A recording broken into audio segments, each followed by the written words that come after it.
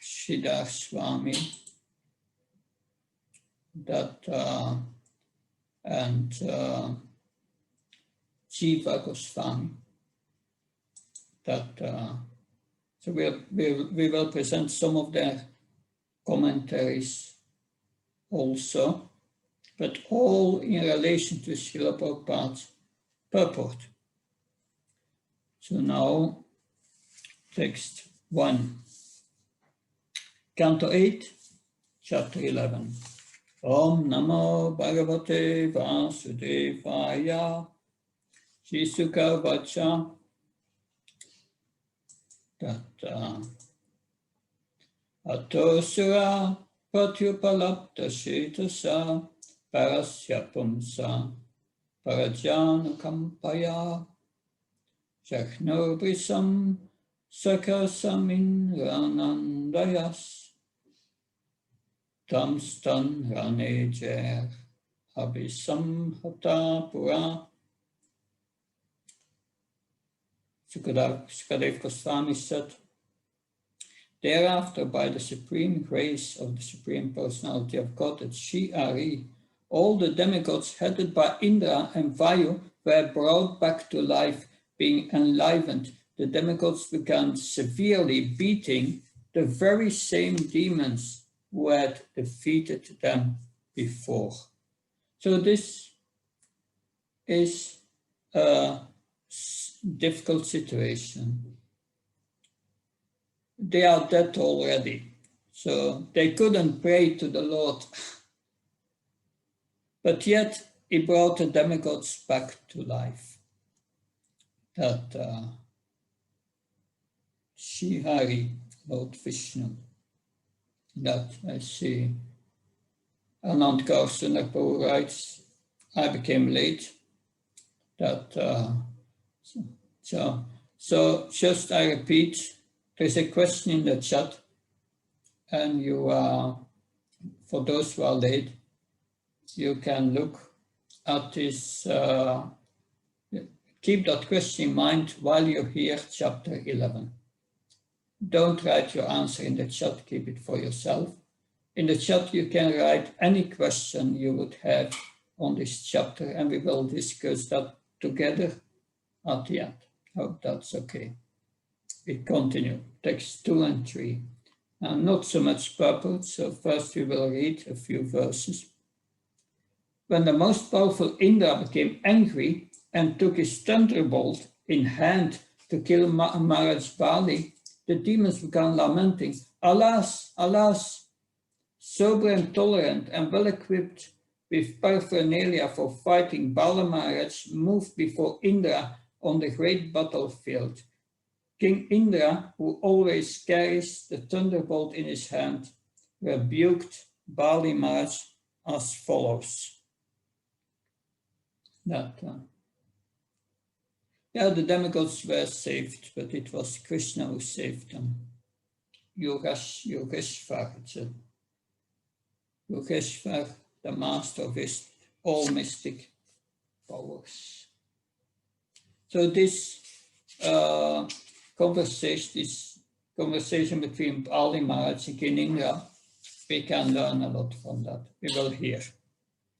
Indra said, "Oh rascal, as a cheater sometimes binds the eyes of a child and takes away his possessions, you are trying to defeat us by displaying some mystic power, although you know that we are all the masters of such mystic powers."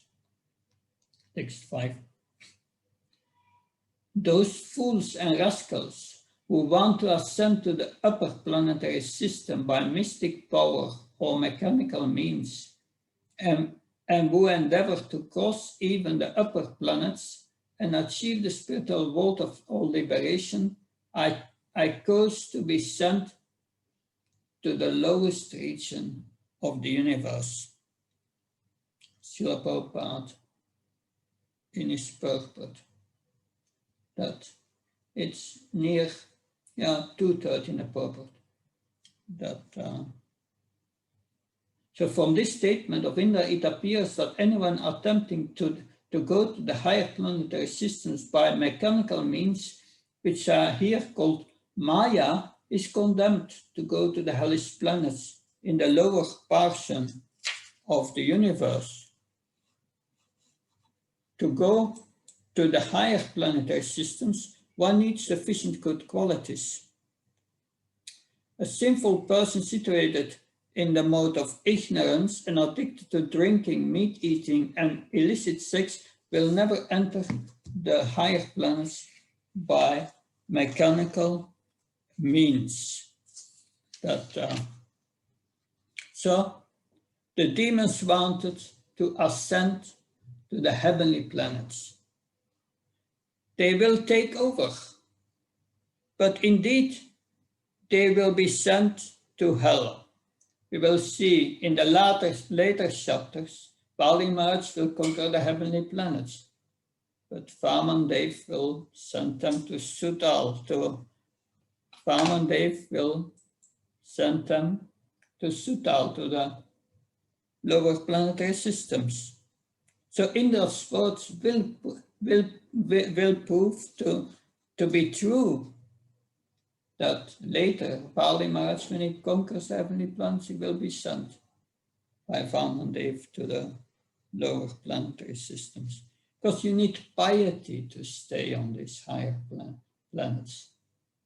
We will see that Bali Maharaj will conquer the heavenly planets on the strength of the piety of Sukracharya, because they were worshipping Sukracharya. We will hear that later. Text 6 and 7.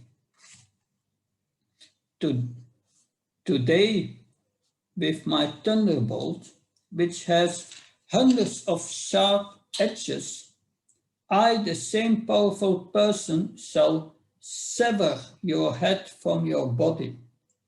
Although you can produce so much jugglery through illusion, you are endowed with a poor fund of knowledge.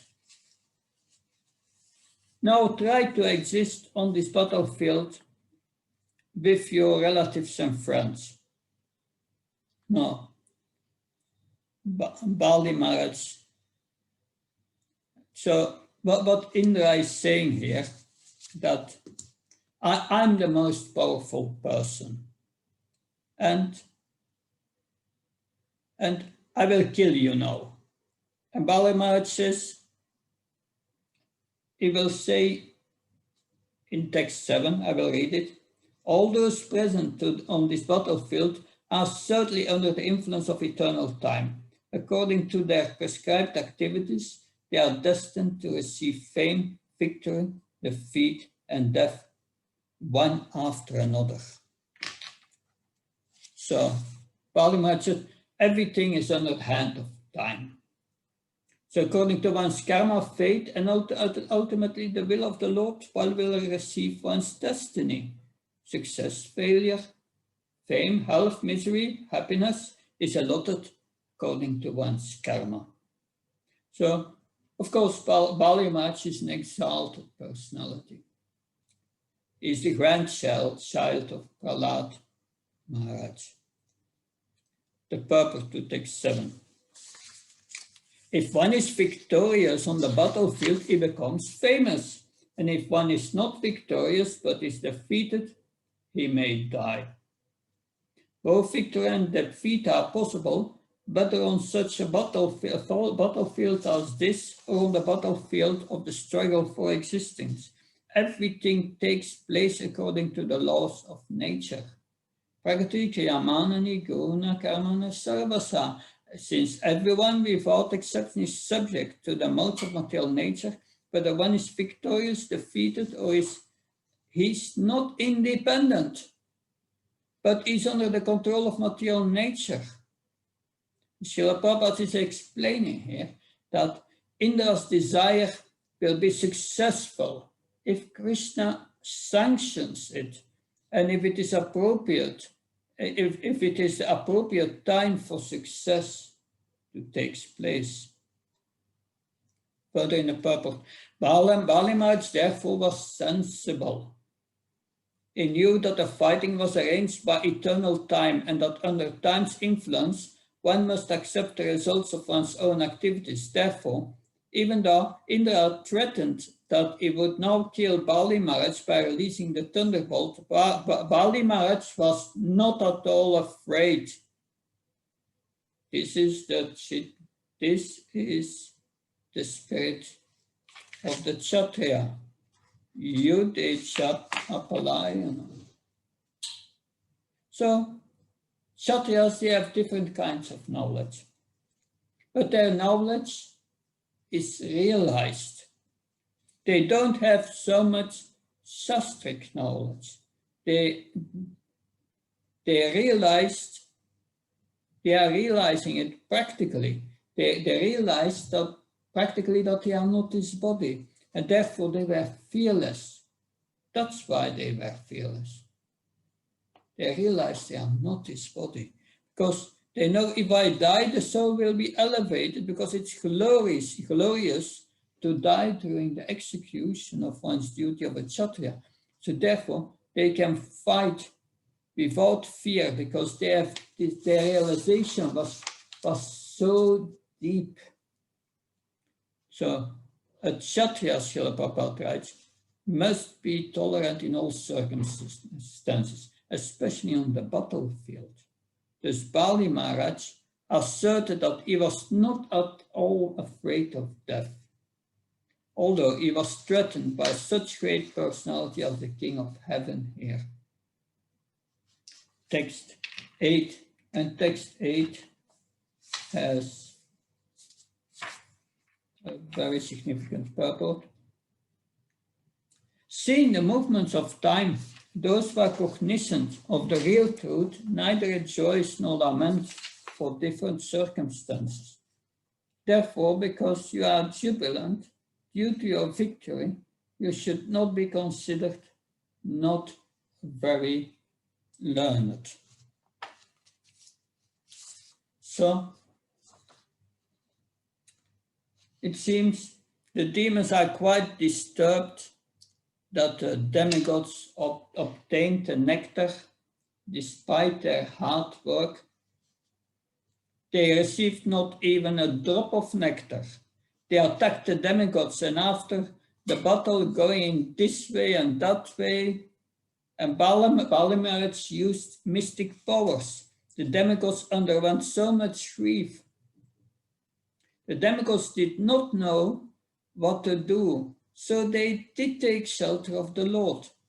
And when Krishna is there, Krishna Surya Sam, then there is no question of darkness. So in the pastime of Dhruva Maharaj, it's also described that the holy name, which is not different from the Lord, is also sufficient to drive away illusion. Thus within itself, it's the greatest gift in the midst of Kali Yuga. We may come to the conclusion that the way to keep us constantly free from illusion is constant chanting of the holy names. But if one does not do that, one will be in illusion. The price for being in illusion is the struggle that most devotees find themselves in. They do not have the ability to stay in the light of the holy name, Krishna's son, but they do not want to stay in the darkness either. It is like going back and forth. When the darkness becomes too torturous, then they take shelter of Krishna deeply, and then the light goes on. But if the light is on for some time, they drift back into the rift and the shadows again. But this is really the methodology. Kirtanya Sada Hari. Continuous chanting, always taking shelter of Krishna by chanting his names. The fight took place between equals. Those who fought with lances were fighting with others, fighting with lances. Those on elephants fought with others on elephants. And the use of mystic powers did not seem to be appropriate from the Kshatriya point of view, and Indriya was fully furious. He used his Bhadra, his thunderbolt, which in itself is an undefeatable weapon. He said to Bali Maharaj, "Prepare to die, rascal." But Bali Maharaj said, everyone on the battlefield is acting according to time. And according to time, one meets one's destiny. If my destiny is fame, then I become famous. If my destiny is to die, then I will die. If my destiny is to become victorious, I will become victorious. We are all under the influence of time. This was a fearless comment made by Bali Maharaj. And Srila Prabhupada commented in this purport that Bali Maharaj, he had the true spirit of a Kshatriya. So Bali Maharaj accused Indra. He said, "You are not steady. You become morose when you saw you were defeated. And now you are jubilant because you are going to be victorious. But actually, isn't you doing all these things? It's not you doing." Bhagavad Gita says there are 5 factors of action. And the ultimate factor that sanctions everything is the super soul. Karma, the endeavor, shasta, time, place, they are all factors, but ultimately the super soul is in control. If one becomes jubilant, if things are going the way we prefer, then and we are jubilant, it's like a roller coaster. You know what a roller coaster is? A fairground attraction that consists of a light railway track, and it goes up and down and up and down, and the people ride in it, so up and down, and they become unwell many times. So we become unwell, we go up and down, jubilant, and then morose, and we have one type. So and so Bali Maharaj said, you are like that. You are not steady. The alternative is to fix one's mind on a deeper principle, not a happiness and distress, but a deeper principle of dutiful action and attachment from the result. So a typical criticism of Bhagavad Gita is that the Bhagavad Gita is fatalistic. Everything is determined by destiny. And that is somewhat true.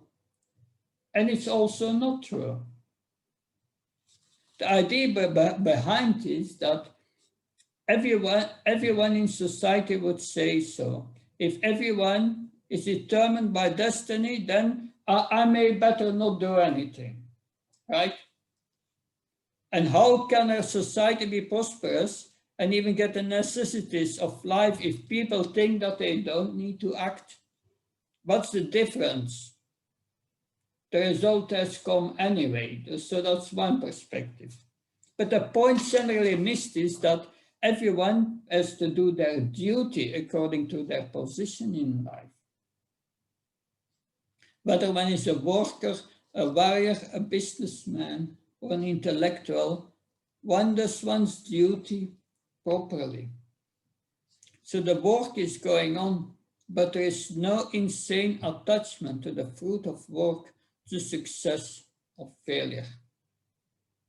Insane attachment, because if one becomes attached to things going in a specific way, and whether it goes that way or not, it's really out of our control. There are these 5 factors of action. That not only the shasta or the work, there are 5 factors of action, and not just one factor, me, who desires. And the way that the temporary methodology is that if you work hard enough and your desire is strong enough, then think that is only them. They think then I will be successful. But it's not only desiring, it's also deserving. Desiring and deserving. So one success does not come automatically as a result of one's desire or the result of one's work. The result comes because Krishna is sanctioning. That's the point made here.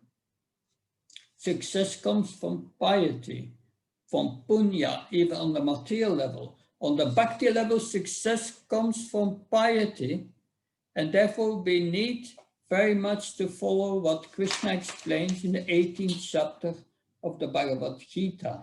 If one wants to be successful in Krishna consciousness, one needs a certain type of sukriti or piety. And that comes by pleasing Krishna. Therefore, Srila Prabhupada recommended preaching so much. Krishna says in Bhagavad Gita, there will be never one more dear to me than one who preaches and who is pleasing Krishna. Not. Therefore, Srila Bhaktivedanta Saraswati Thakur, he says, Kirtan is 100 times better than japa, because Kirtan, loud chanting of Krishna's names, so many living entities are benefited. Therefore, the emphasis is on preaching to give us qualification. Because we are lacking spiritual piety, on the other hand, we have so many other tendencies. Preaching is so important because success comes ultimately from blessings.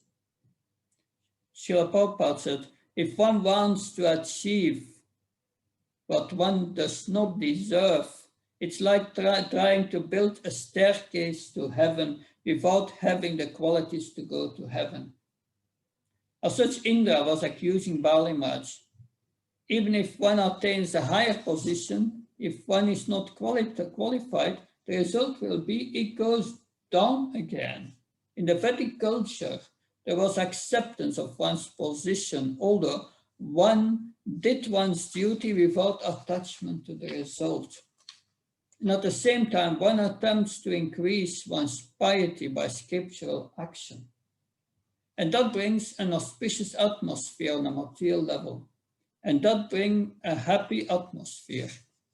If one organizes one's house according to Vastu Shastra, then there is auspiciousness that comes.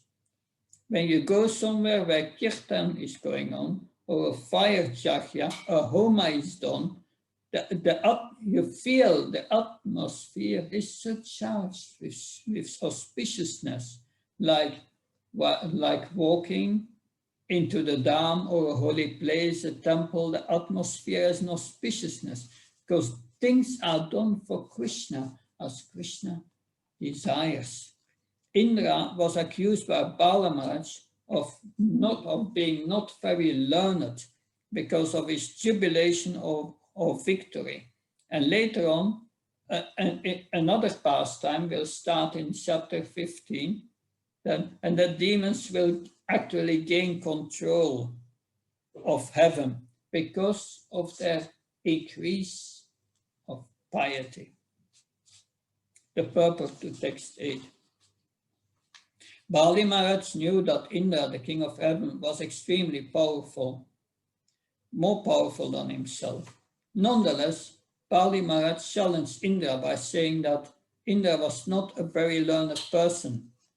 So in Bhagavad Gita 2.11, Krishna rebuked Arjuna by saying, Ashosam and Vachosam Tvam Prakyavadam Sabhasase Gatasam Nagatasam Shan Nanushanti Pandita. By speaking learned words, we are mourning for what is not worthy of grief. Those who are wise lament neither for the living nor the dead. Thus, as Krishna challenged Arjuna by saying that he was not a pandit or a learned person, Bali Maharaj also challenged King Indra and his associates. In this material world, everything happens under the influence of time. Consequently, for a learned person who sees how things are taking place, There is no question of being sorry or being happy because of the waves of material nature. After all, since we are being carried away by these waves, so what is the meaning of being jubilant or morose? So it's just like in the ocean, there are waves. So by one wave you are lifted up, by another you are dipped down a bit. So every time you go up, you feel happy. Everything you go down, you feel miserable. Life becomes miserable just by the constant flux of changes up and down. Srila Prabhupada writes, one who is fully conversant with the laws of nature is never jubilant or morose, because nature's activities in Bhagavad Gita 2.14, Krishna advises that one be tolerant, tam stitikshas bharata. Following this advice of Krishna's, one should not be morose or unhappy because of circumstantial changes. This is the system, this is the symptom of a devotee. So this is a symptom of a devotee, but this is an external symptom that is called tatastha lakshana, the external symptom. The primary symptom of the Svarup lakshana is his attachment to Krishna. His attachment to Krishna allows him to be detached from matter. The attachment from matter without attachment to Krishna, it's not only difficult, it's fruitless. What do we need? Visya vinavartante nirasya dena rasa param rasopyasa param dristvani vartate. The embodied soul be restricted from sense enjoyment. Dull taste for sense objects remains. By ceasing such engagement and by experience, a higher taste is fixed in consciousness. So it's ceasing material engagements by experience a higher taste. We continue with the purport. A devotee carries out his duty in Krishna consciousness and is never unhappy in an awkward situation. He has full faith that in such circumstances Krishna protects his devotees. Therefore, a devotee never deviates from the prescribed duty of devotional service. The material qualities of jubilation or moroseness are present even in the demigods, who are highly situated in the upper planetary system. That's what we are learning here.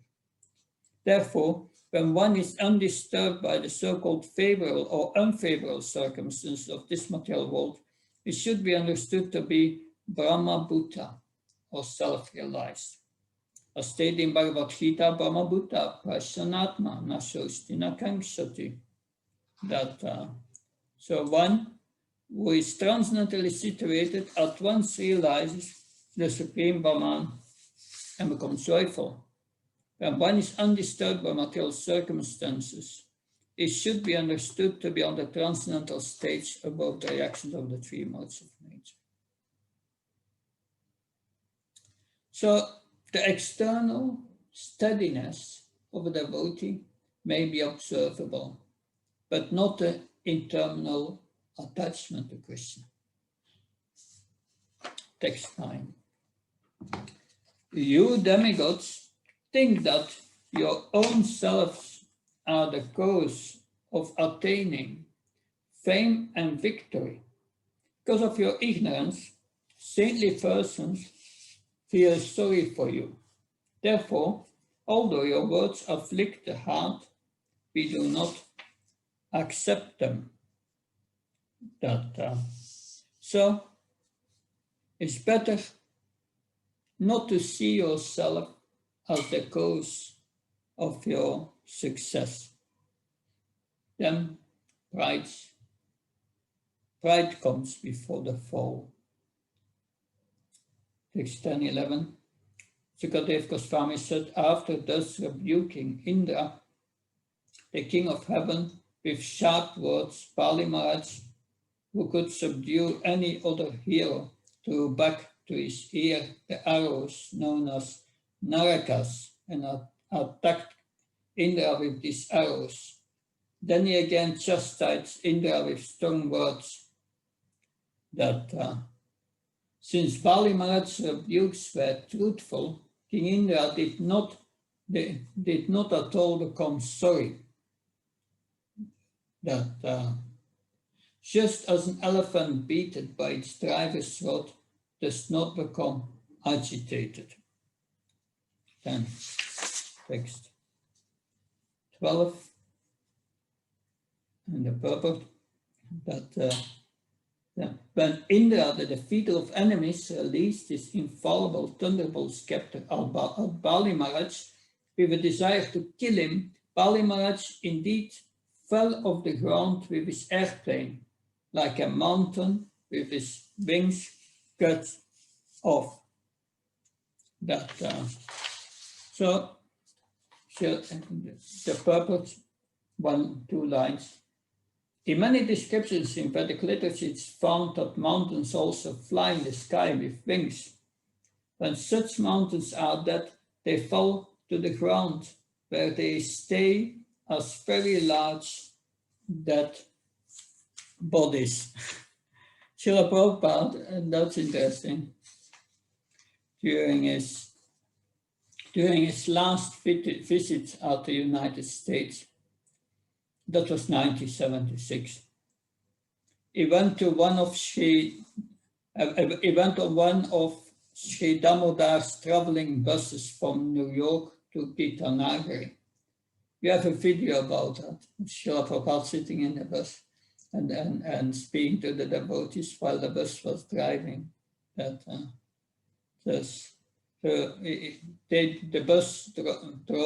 buses drove from New York to Gitanagari, the farm in Pennsylvania. And they came at a big hill, and Srila Prabhupada said, and he pointed to that hill, he said, "This one used to be a flying one." That's interesting. Now we will read from text 13 till 17. When the demon Jambasura saw that his friend Bali had fallen, he appeared before Indra, the enemy, just to serve Bali Maharaj with friendly behavior. The great powerful Jambasur, carried by a lion, approached Indra and forcefully struck him on the shoulder with his club. He also struck Indra's elephant. Being beaten by Jambasura's club, Indra's elephant was confused and aggrieved. Thus, it touched its knees to the ground and fell unconscious. Thereafter, Matali, Indra's chariot driver, brought Indra's chariot, which was drawn by 1,000 horses. Indra then left his elephant and got onto the chariot. Appreciating Malati's service, Jambasur, the best of the demons, smiled. Nonetheless, he struck Matali in the battle with a trident of blazing fire. So, it is hard to believe that reality is limited to what we can see, and to look at these things that they are not some type of mythological stories. In contemporary academic studies, if sometimes something is considered mythological, that means that it is not untrue, but it's symbolic of some importance. We tend to think that things outside of our experience really did not happen, but that is a very limited concept of reality.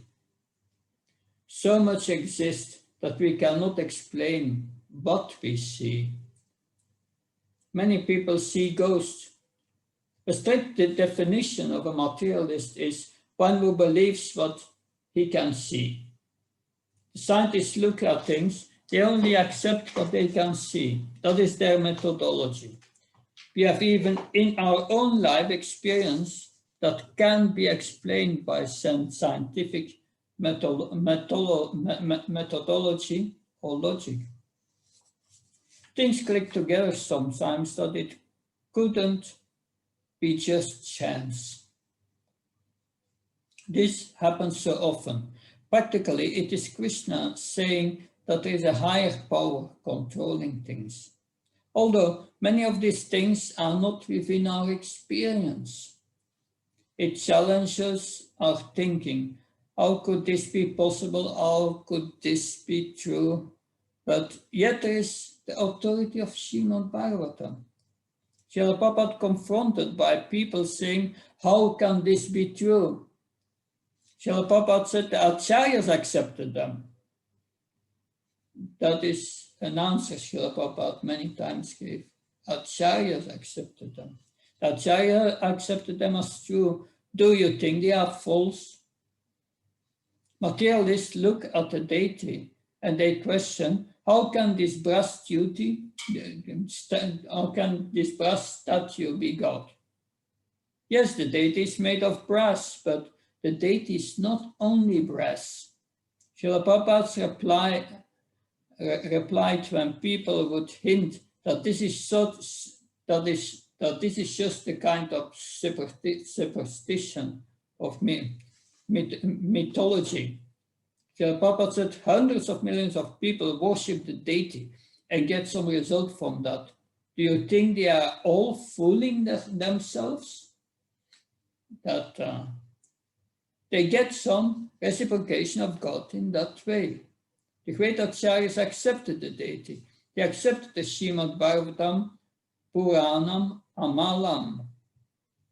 Srimad Bhagavatam is the perfect, pure Purana, the spotless proof, the methodology by which other truths are derived from this truth. Are the saints not realizing anything? They do not get direction from the Srimad Bhagavatam. In the arrogance of our own culture, there is a tendency to think in that way, but it's arrogance. Srila Prabhupada was dealing with his own Western disciples. When he was dealing with them, he was very strong. We have cultivated faith in the scientific methodology, and that we have been brought up with. But Srila Prabhupada had to challenge this and crack it so that persons can become Krishna conscious. Now, we'll continue reading text 19 till 21.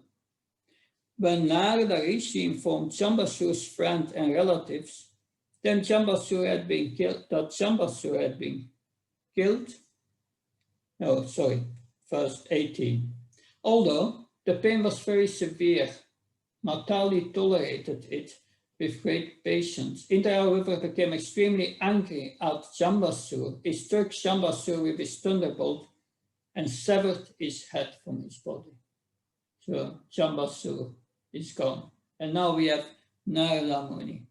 Narada Muni want to speed up always the past times. So it said, Narada Rishi informed Shambhasu's friends and relatives that Shambhasu had been killed. Then 3 demons named Namuchi, Bala, and Paka arrived on the battlefield in great haste. So rebuking Indra with harsh, cruel words that were piercing to the heart, these demons showered him with arrows, just as torrents of rain wash a great mountain. Quickly handling the situation on the battlefield, the demon Bala put all of Indra's 1,000 horses into tribulation by simultaneously piercing them all with an equal number of arrows. So we can say, how is this possible? Shooting thousands of arrows simultaneously? But these people were very, very powerful. Their abilities were beyond what we can imagine. Now we do everything by machines. If 200 years back someone said that there is a way you can talk with someone thousands of miles away, they would have said, "He's crazy, burn him at the stake." To sit down and go hundreds miles an hour in an airplane, they would say, "Crazy, crazy. Cut off his head, he's a fanatic." That's only 200 years ago. Yes, if one would have said 200 years ago, we will be able to fly. But continue reading. Text 22. Baka, another demon, attacked both the chariot with all its paraphernalia and the chariot driver, Matali, by fitting 200 arrows to his bow and releasing them all simultaneously. This was indeed a wonderful act on the battlefield. Then Namuchi, another demon, attacked Indra and injured him with very powerful golden feathered arrows, which roared like a cloud full of water. That other demons covered Indra along with his chariot and his driver with incessant showers of arrows, just as clouds cover the sun in the rainy season. So they literally covered him with arrows. Seeing the severe attack on Indra, and others became frightened. Text 25. That we can read. Also the purport. The demigods, being severely oppressed by their enemies, and being unable to see Indra on the battlefield, became very anxious.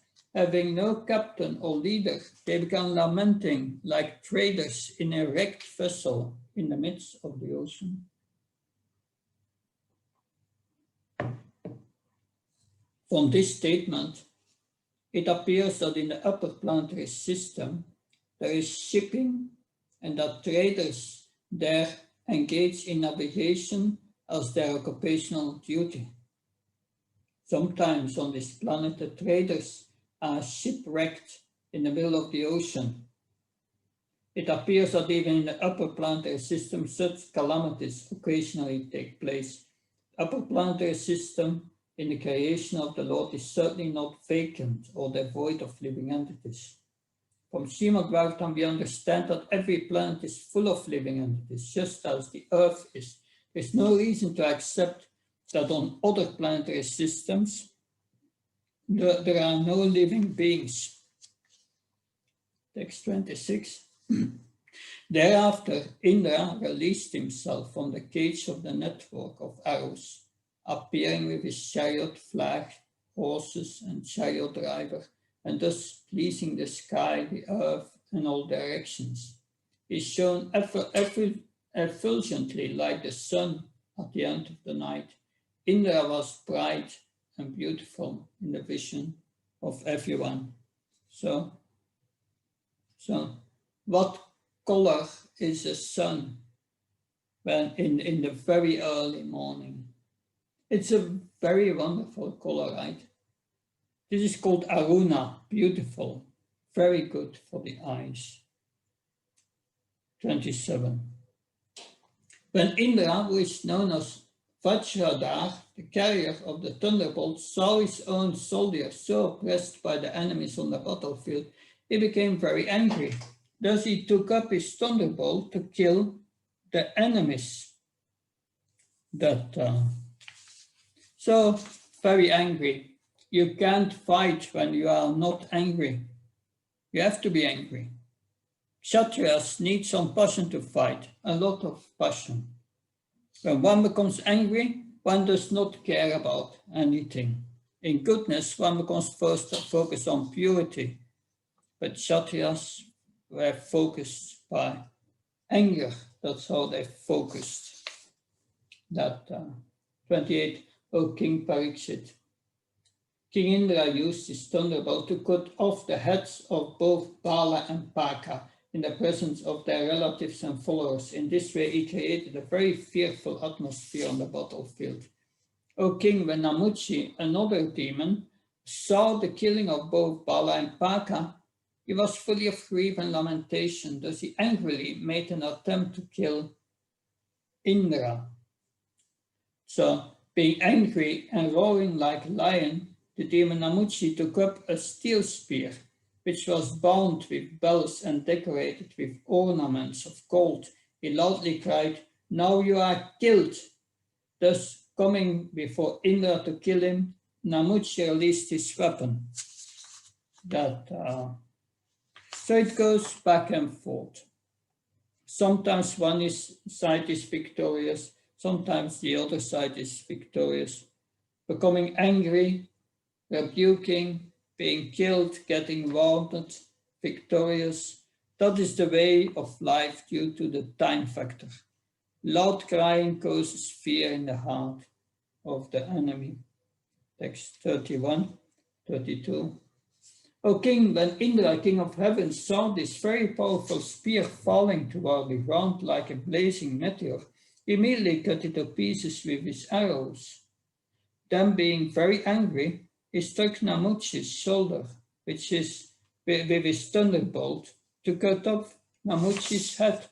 Although Indra hurled this thunderbolt at Namuchi with great force, it could not even pierce his skin. It is very wonderful that the famed thunderbolt that had pierced the body of Vitrasur could not even slightly injure the skin of Namuchi's neck.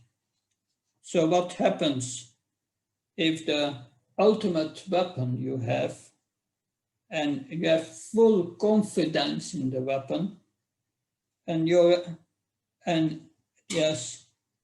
it fails you, and your enemy is attacking you?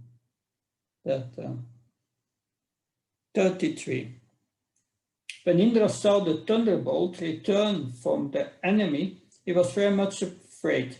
He began to wonder whether this had happened because of some miraculous superior power.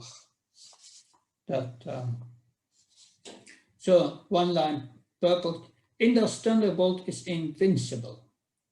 And therefore, when Indra saw that it had returned without doing any injury to Namuchi, he was certainly very much afraid. So, yes, text 40, 34. Well, no purpose, I just read them. Indra thought, formerly, when many mountains flying in the sky with wings would fall to the ground and kill people, I cut their wings with the same thunderbolt. Vitrasur was the essence of the austerities undergone by Tvasta, yet the thunderbolt killed him. Indeed, not only he, but also many other stalwart heroes whose very skin could not be injured by any kind of weapons were killed by the same thunderbolt. But now, although the same thunderbolt has been released against a less important demon, it has become ineffectual. Therefore, although it was as good as a Brahmastra, it has now become useless, like an ordinary rod. I shall therefore hold it no longer. So, Sukadev Goswami continued. While the morose Indra was lamenting in this way, an ominous, unembodied voice said from the sky, "This demon Namucha is not to be annihilated by anything dry or moist." The voice also said, "O Indra, because I have given this demon the benediction that he will never be killed by any weapon that is dry or moist, you have to think of another way to kill him." So after hearing this ominous voice, Indra with great attention began to meditate on how to kill the demon. When he saw that foam would be the means, for it is neither moist nor dry. So there's no mention who is the voice beyond the person, but ultimately we know who is beyond the voice. Whether it's directly or indirectly, it's Krishna. 40. Thus in the king of heaven severed Namuchi's head with a weapon of foam, which was neither dry nor moist. But all the sages satisfied Indra, the exalted personality, by showering flowers and garlands upon him, almost covering him. In this regard, the Shruti mantras say, Apan Venena Namuchi Sira Indro Darayat. Indra killed Namuchi with watery foam, which is neither moist nor dead. 41. Vishvavasu and Paravasu, the two chiefs of the Gandharvas, sang in great happiness. The kettle drums of the demigods sounded and the Apsaras danced in jubilation. Vayu, Agni, Varuna and other demigods began killing the demons who opposed them, just as a lion killed deer in a forest. That, O king, when Lord Brahma saw the imminent total annihilation of the demigods, he sent a message with Narada, who went before the demigods to make them stop fighting. The great sage Narada said, all of you demigods are protected by the arms of Narayan, the Supreme Personality of Godhead. And by his grace, you have gotten the nectar. By the grace of the gods of fortune, you are glorious in every way. Therefore, please stop this fighting. Sukadev Goswami said, accepting the words of Narada, the demigods gave up their anger and stopped fighting, being praised by their followers. They returned to their heavenly planets. Following the order of Narada Muni, whatever demons remained on the battlefield took Bali Maharaj, who was in a precarious condition, to the hill known as Astagiri. There on that hill, a Sukracharya brought to life all the dead demoniac soldiers who had not lost their heads, trunks, and limbs. He achieved this by his own mantra known as Sanjivani. 48. Purport. Bali Maharaj was very experienced in universal affairs. When he regained his senses and memory by the grace of Sukracharya, he could understand everything that had happened. Therefore, although he had been defeated, he did not lament. Last purport. It is significant that Bali Maharaj is here said to be very experienced. Although defeated, he was not at all sorry, for he knew that nothing can take place without the sanction of the Supreme Personality of Godhead.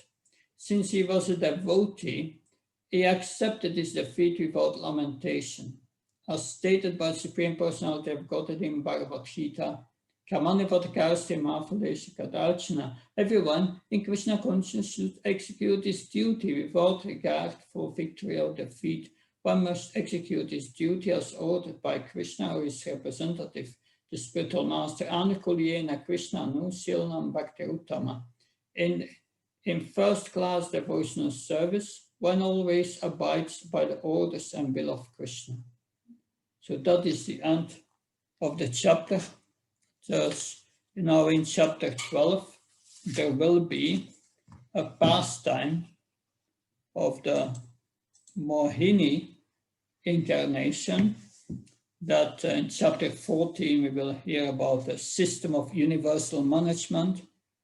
Chapter 15, Bali Maharaj conquers the heavenly planets.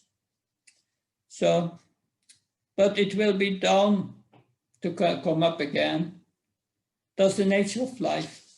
So what to do in this case? Bali Maharaj will teach us that. So now, chapter 12, similar to chapter 11, I have a question here on the screen. Keep that in mind when you hear the chapter I will also post it in the chat. Don't put your answers in the chat, but answer the question for yourself. It's there now. Yes. Why is it possible for those in the base modes of nature? And why is it impossible for those in the base modes of nature to understand the Supreme Personality of Godhead? And on the other hand, how is it possible in Kali Yuga? So the question is also in the chat. You can find it there. We will now go to the first 13 texts of the 12th chapter for today. And then we will discuss questions. There's questions on the which were on the screen, but also your questions. If you have questions, put them in the chat, please. So before we go to chapter 12, a short recap. The demons and the demigods in the beginning of this pastime of the churning of the ocean of milk. So they came together to churn the ocean of milk. But first came poison, and Lord Shiva mercifully drank the poison. After that comes chapter 8. So many things we heard appeared from the ocean. A horse which went to Bali Maharaj, Airavata the elephant went to Indra, Apsaras came out, and Lakshmi Devi was looking for a husband, and did not find anyone perfect. Finally, she accepted Lord Vishnu as her husband, but there was one problem with Vishnu. He was not interested in her because he was Atmaram. But all the others, they had some defect or a power controlling them. And she took Vishnu as her husband. Then Damvantar came with the pot of nectar in his hands, and the demons immediately snatched it away from him. Also, 8 mystical jewels were produced. Varuna came out, also the Surabi cow appeared from the churning. So in chapter 9, Moini Mukti appeared already to cheat the demons out of the nectar. Srila Prabhupada compared book distributors to Moini Mukti. Very interesting, that book distribution. This is from a room conversation in 1977 in Vrindavan. It's mentioned in a letter to Tamala Krishna Goswami. After receiving a report from His Holiness Hamsadutta Swami, who was in Ceylon, Srila Prabhupada was very encouraged. This news is ambrosial, he said. You are all like Moini Mukti to distribute the nectar. Now you went to the right place to exhibit your capacity nicely, and the Lord will bless you. Srila Prabhupada compared all the devotees to Moini Mukti. So what happened in chapter 10? That there was a big fight. There was a fight at the ocean of milk. Equals to equals, the demigods won the battle, and Bali Maharaj died in the battle and was revived. So, according to the Skanda Purana, at one point during the fight, Jayanta, the son of Indra, took the pitcher of nectar and ran away to the heavenly planets. He stole it.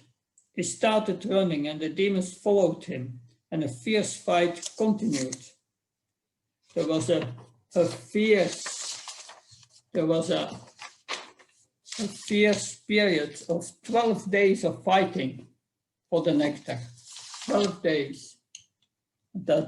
And some of the nectar fell down in 4 places on earth. Of course, 12 days, 1 day in heaven is 1 month here. It's 1 year. That it's equal to 12 years here, is 12 days of fighting. Some of the nectar fell down in 4 places on earth. Some nectar fell in Nasik in Maharashtra.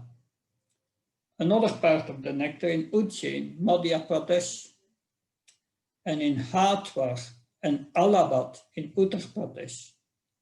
When the fighting was going on, some drops of nectar were spilled on earth. That is why they have this Kumbh Mela. 1 day in heaven equals 1 year on earth. So therefore the festivals are held at each site every 12 years.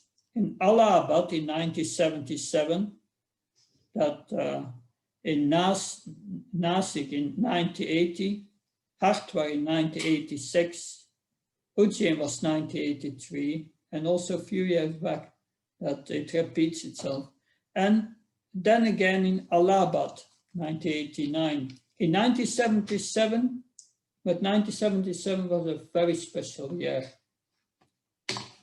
1977, it happens only every 144 years, this particular time.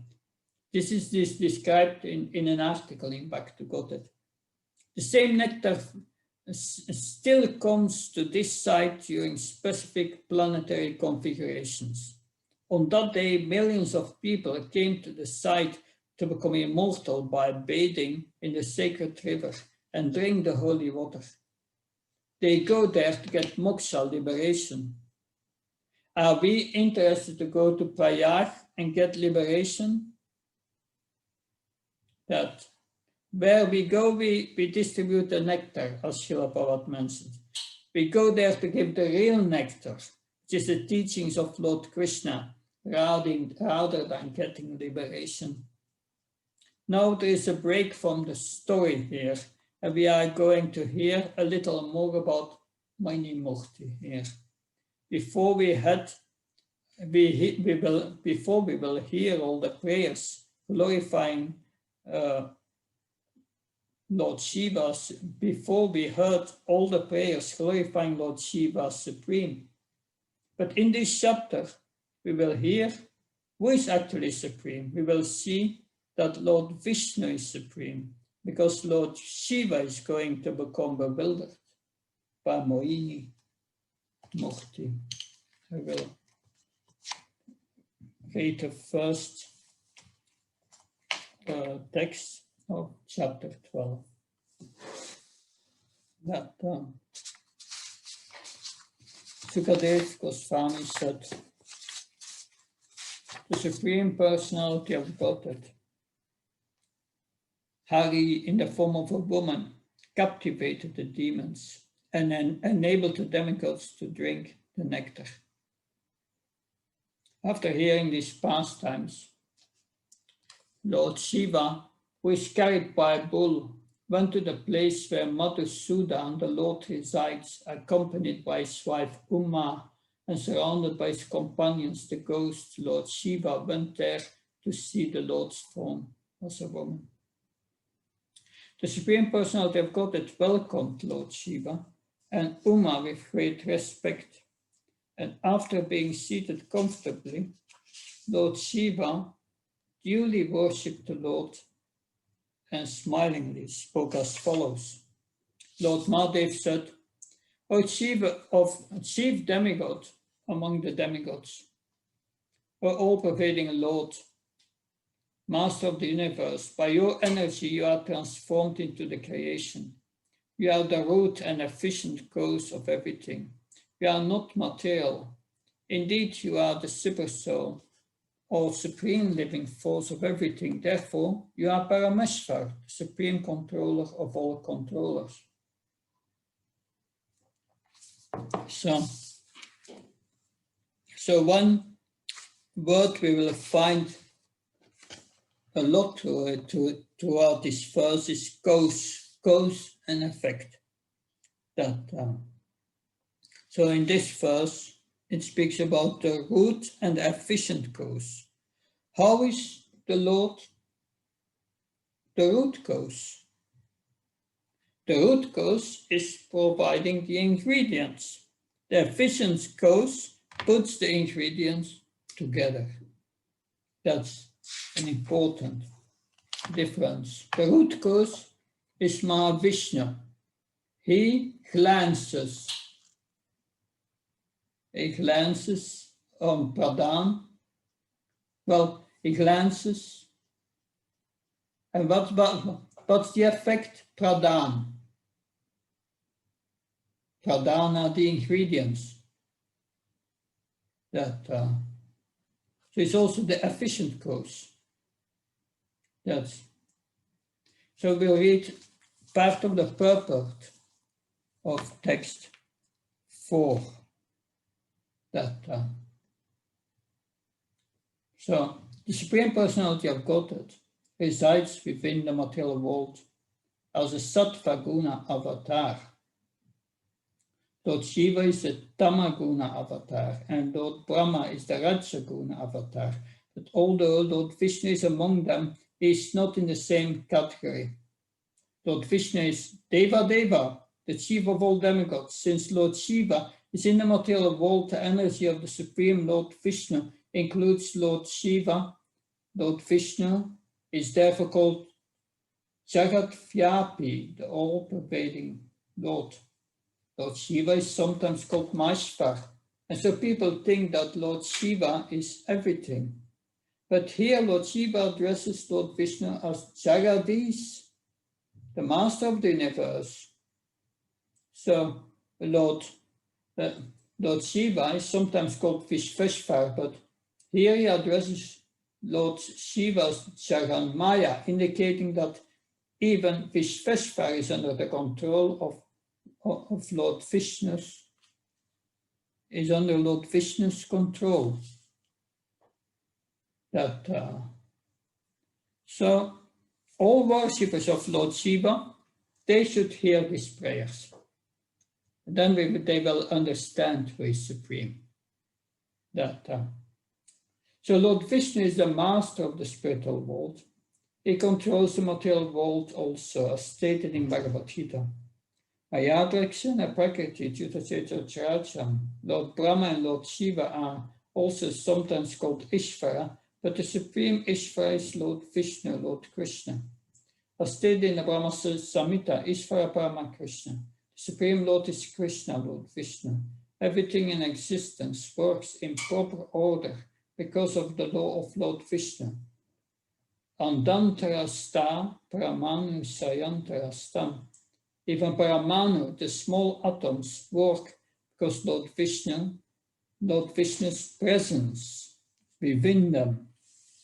So this chapter will prove that Lord Vishnu is superior. Is superior. We find also other proofs in Lila.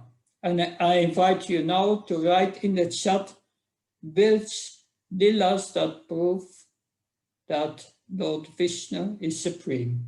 Just one line.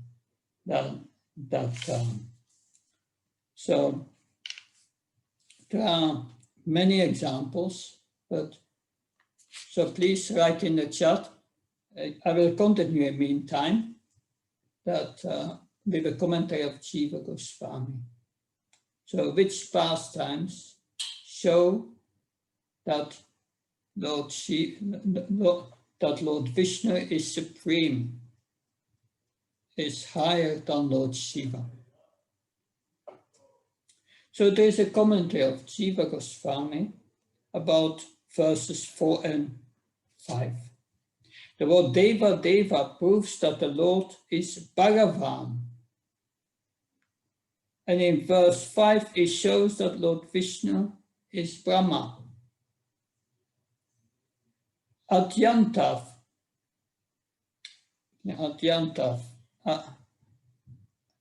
Yes. Srila Swami says, in you nothing is amazing. In our mind, that is amazed by the 8 verses implying this, it pleased Lord Hari. So, it's going to state 8 verses that so Sridhar Swami writes, in you, the great conjure appearing by means of magical trick, the Supreme Lord, nothing is incompatible. Lord Shiva is saying, but we have come to see different by great curiosity. He addresses the Lord that Deva Deva. So the Lord may say, how am I a Deva?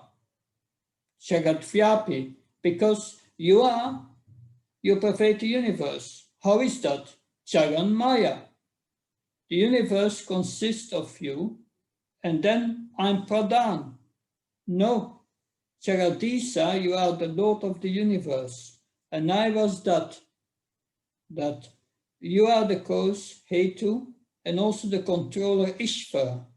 So you are different from inert Pradhan. So our acharyas see all these Sanskrit words and connect them together. They see one word leading to the next. Very nice. So we have here a few examples in the chat. The Narayan Astra and the Shiva Svar. Yes, that's one pastime. The fight, between the Shiva Svar and the Vishnu Svar. That so the Aniruddha and Usa story. Yes, with the fight later between Krishna and Banasur, that right, the Brahma Vimohan and Lila proves that Lord Krishna is supreme. Also, Lord Krishna killed and relieved the Banasur, relieving from Shiva from anxiety. Therefore, Lord Krishna saved Shiva from the Asura Vrika also, Killing of Vrikasur, We are repeating, yes. Lord Rama killed Ravan, devotee of Lord Shiva. Indirect, yes. Well, otherwise you would not be able to do that. If water washing feet of the Lord, the Ganges is accepted by Lord Shiva on his head. So these are all, of course, we had, so thank you, that's sufficient. The Lord Shiva also said earlier, yes, I will drink the poison that will be pleasing to Lord Vishnu. That in that case, he also establishes the supremacy of Lord Vishnu. So many pastimes which proves that. So further, Sridhar Swami, commenting on text 4 and 5, nothing is separate from Krishna, but still we are not pantheons. We don't say that the whole material world is Krishna. In the purport of one of the Shatrashloki verses, verse 35, it is described how he is present in every atom, but is not visible to dry speculators. But the mystery is unfolded before the eyes of the pure devotees, and this can be attained only by Ananya Bhakti, pure devotional service. So Lord Shiva will describe how Lord Vishnu is the source of this material world, how he is within the material world. We heard how is Bhagavan in verse 4 and how is Brahman in verse 5. That's now text 5. The unmanifest false ego and the beginning, maintenance and annihilation of this cosmic manifestation all come from you, the Supreme Personality of Godhead. But because you are the Absolute Truth, the Supreme Absolute Spirit Soul, the Supreme Brahman, such changes as birth, death, and sustenance do not exist in you. So although everything comes from him, he does not change. Sridhar Swami writes, saying that the universe consists of me. Aren't you saying that by giving rise to inert matter, that I'm of the same nature? Actually, the opposite is true. But what is he actually saying? Because the universe comes from me. Therefore, what? The universe is also Satyam. It is not Mithya.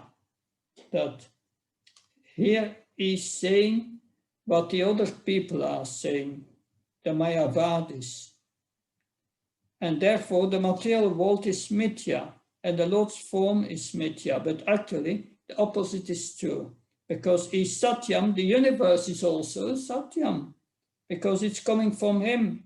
If the source is Satyam, he must be Satyam.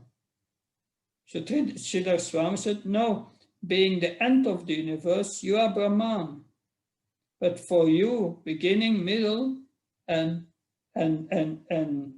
you who are imperishable, there are no such transformations like beginning, middle, and end. The word Ida means seen. The word Aham means seer. And the word Bahir means enjoyable. Anya means enjoyer.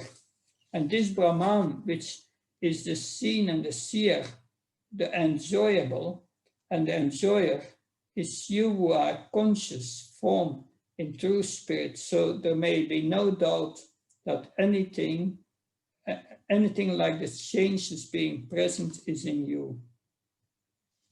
So we can have a question and a doubt here. If Krishna is the seer and the seen, then what about us? What are we? If he's the seer and the seen, where do we fit in the picture? We are the seen. We are his particles. We are of the same nature. So this is very philosophical. This is Asintya Beda Beda Tattva. Why is Lord Shiva saying all these verses? These are very philosophical verses. Bhagavad Gita 10.7 we have heard. Understanding the Lord's opulence leads one to engagement in unalloyed devotional service. Hopefully, he wants to convince Vishnu to show his form as a woman. And hopefully, when he sees the form, he won't forget what he said. But Lord Shiva will forget what he said here when he's bewildered by Moini Mukti. We will see that. So we will read a part of the purport after, starting after the quote that says, in other words, the ingredients of the cosmic manifestation also consist of the energy of the Supreme Personality of Godhead. This does not mean, however, that because of the ingredients come from him, he is no longer complete. Purnasya Purnam Adaya Purnam Eva Vasishyate. Because he is the complete whole, even though so many complete units emanate from him, he remains the complete balance. Thus, the Lord is called Avya, inexhaustible. Unless we accept the absolute truth as Asindya Beda Beda, simultaneous one and different, we cannot have a clear conception of the absolute truth. The Lord is the root of everything. Rama Adire Devanam is original cause of the Devas or demigods. Hamsavasya Prabhavo, everything emanates from him. In all cases, nominative, objective, positive, negative, and so on, whatever we may conceive in this entire cosmic manifestation is in fact the Supreme Lord. For him, there is no such distinctions as this is mine and this belongs to someone else, because he is everything. He is therefore called Avyaya, chainless and inexhaustible.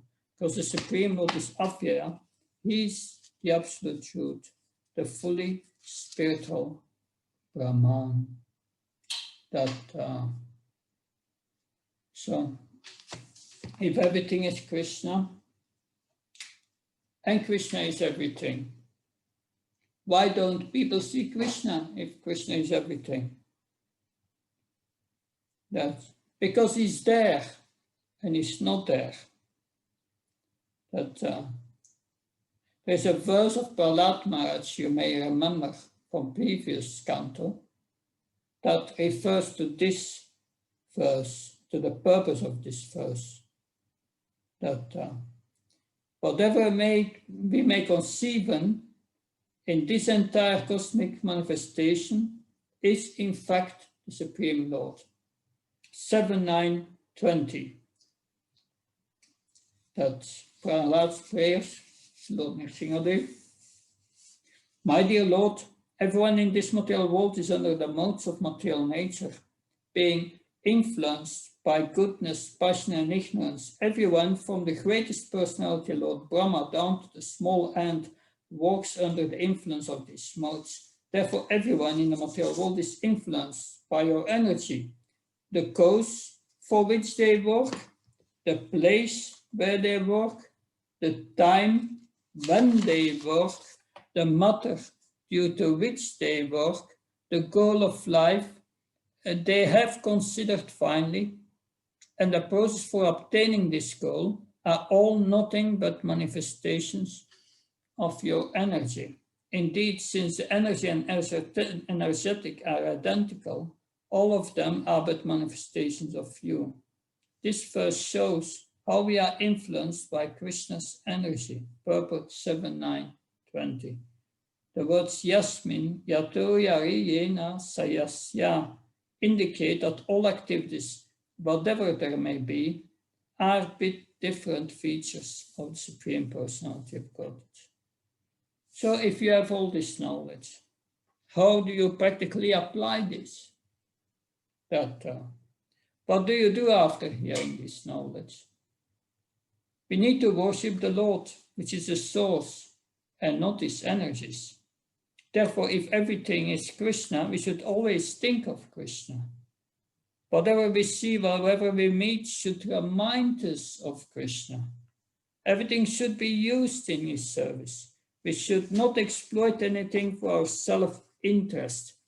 That means we have to change our behavior, if we understand this. Text 6. Pure devotees or greatly saintly persons who desire to achieve the highest goal of life, who are completely free from all material desires for sense gratification, engage constantly in the transcendental service of your lotus feet. So Jiva Goswami writes, therefore the lotus feet of you who manifest in these different ways are worshipable. So then desiring ultimate auspiciousness means desiring whatever is suitable for bhakti. Desireless, desiring nothing but bhakti. This is the commentary of Jiva Goswami. So we go to the middle of the purport there.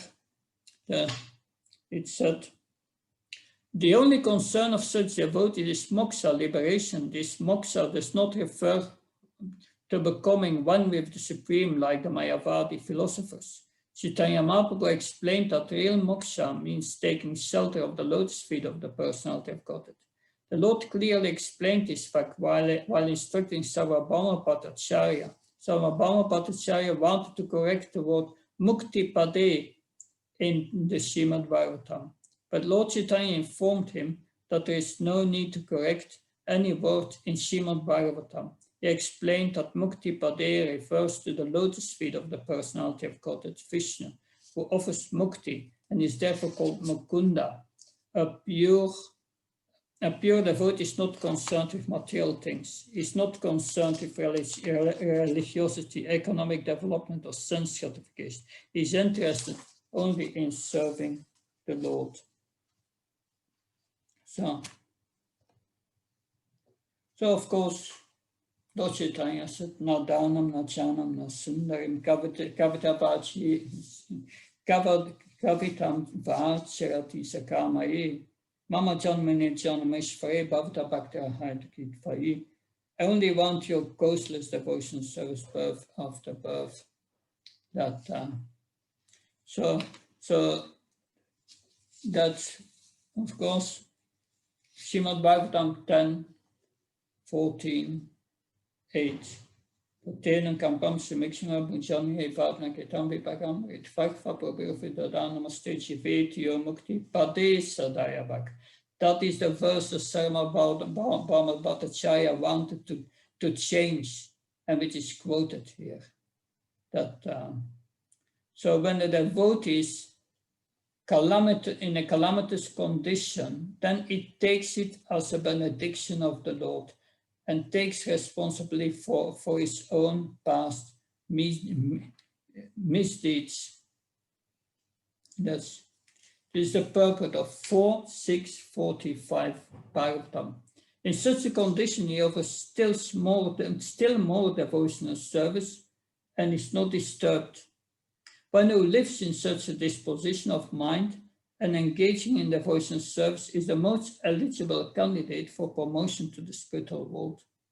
All what you have to do is get an inheritance of your father.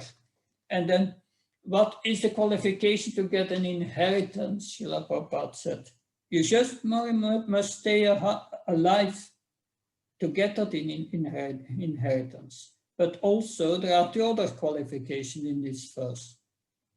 The first is that we must hope for the Lord's mercy.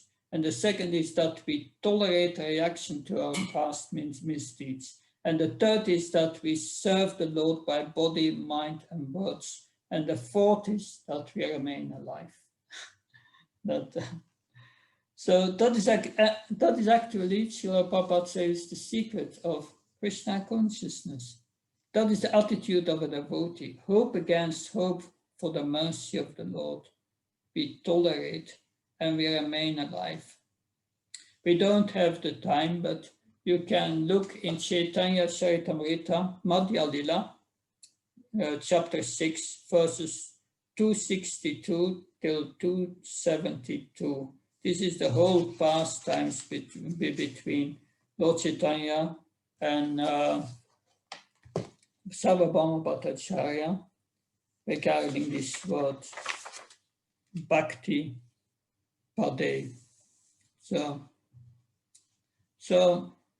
we see that we are going to text 7. We will go up. We will go till it's now. Time is now. Yeah, we will go till 6 o'clock with the presentation and then have some questions afterwards. So we have text 7. My Lord, you are the Supreme Brahman, complete in everything. Being completely spiritual, you are eternal, free from the material modes of nature, and full of transcendental bliss. Indeed, for you there is no question of lamentation, since you are the supreme cause, the cause of all causes. Nothing can exist without you. Yet we are different from you in a relationship of cause and effect, for in one sense the cause and effect are different.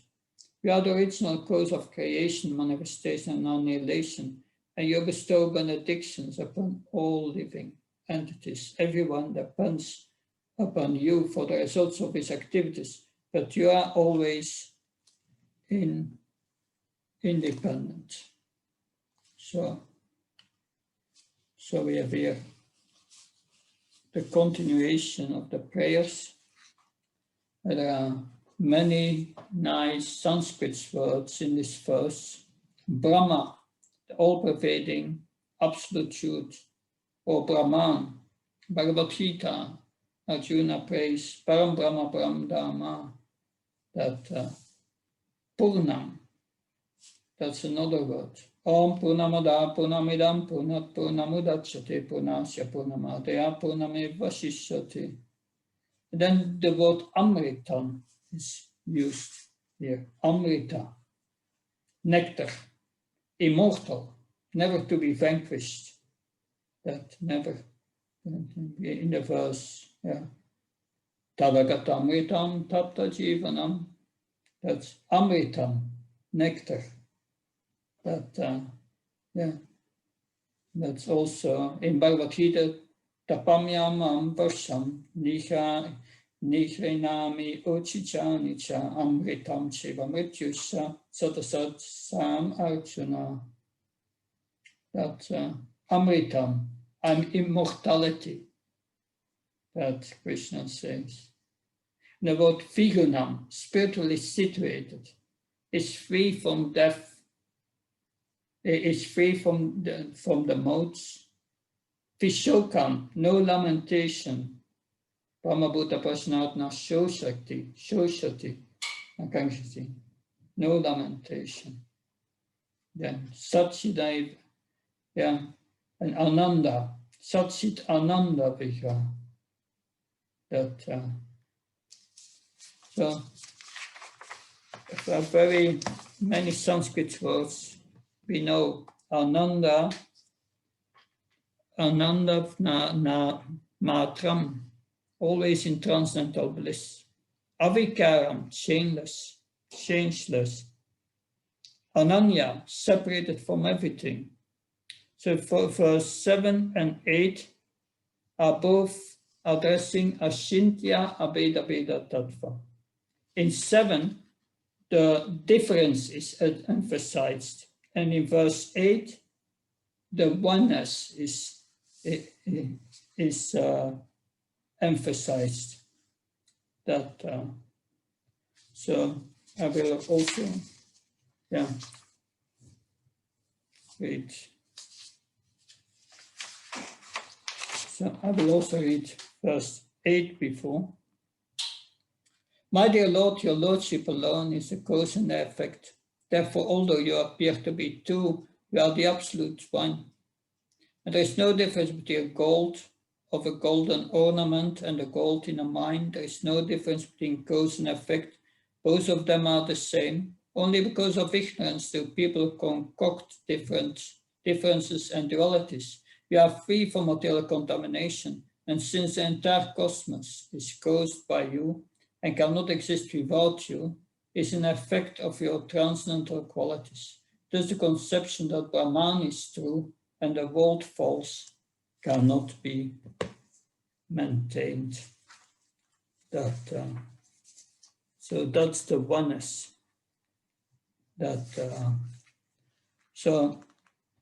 So in a paragraph of 7, go back to the paragraph of 7. It's about 7 lines down. 7 lines down. As your devotee is completely free from all desires, your Lordship is also completely free from desires. You are fully independent. Although the living entities engaged in your service, you do not depend on the service of anyone. Although this material world is created by you, everything depends on your sanction. As it is mentioned in Bhagavad Gita, Mata Smriti Jnanamapamsa. Remembrance, knowledge, and forgetfulness come from you. Nothing can be done independently. Yet you act independently in the service rendered by your servants. Living entities depend on your mercy for liberation, but when you want to give them liberation, you do not depend on anyone else. Indeed, by your causeless mercy, you can give liberation to everyone. So those who receive your mercy are called Kripa Siddha. To reach the platform of perfection may take many lives. Baunam Jnanamante Jnanavamam Prapachati. So in speaking about Kripa Siddhi. Nonetheless, even without undergoing severe austerities, one cannot attain perfection by your mercy. So this is hope against hope, because sadhana is not perfect. But we are trying anyway. So it is said, yes, where was I? Nonetheless, devotional service should be unmotivated and free from impediments. Ahait kapatiyata yatma suprasidati. That is the position of nirasisa, or freedom from expectation for results. A pure devotee continuously offers transcendental loving service to you. but you may nonetheless offer mercy to anyone without depending on his mercy. So, but there are some examples of Kepa Siddhi. So, you can write in the chat, just put names of devotees mentioned in the Bhagavatam who got mercy by Kepa Siddhi. That it's interesting. That Gupcha, yes, sure. That there are many more. Jagat and Maya, Jagai and Madai, sure, Chaitanya Charitamrita. That Jamil. Good. But we have also, of course, in this pastime here, in this section, Bali Maharaj. Bali Maharaj is an example of Kepa Siddhi. Who gave him the mercy? Prahlad Maharaj gave him the mercy.